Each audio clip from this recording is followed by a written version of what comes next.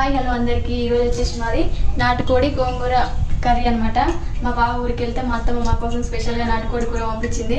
Chicken తినొద్దంటారు కాబట్టి స్పెషల్గా ఇంట్లోనే ఉన్న నాటుకోడి ఉంటే తీసుకొచ్చింది మా బావ.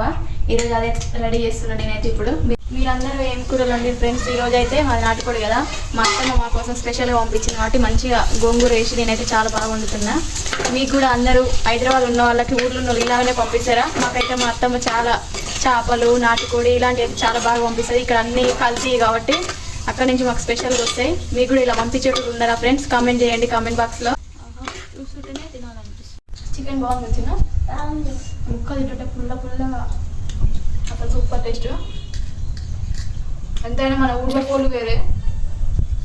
అసలు చాలా అంటే గోంగూర పుల్లగా మంచిగా కారంగా అసలు సూపర్ ఉంది. అసలు మీరు కూడా తప్పకుండా ట్రై చేయండి చికెన్ గోంగూర నాటుకోడి చికెన్.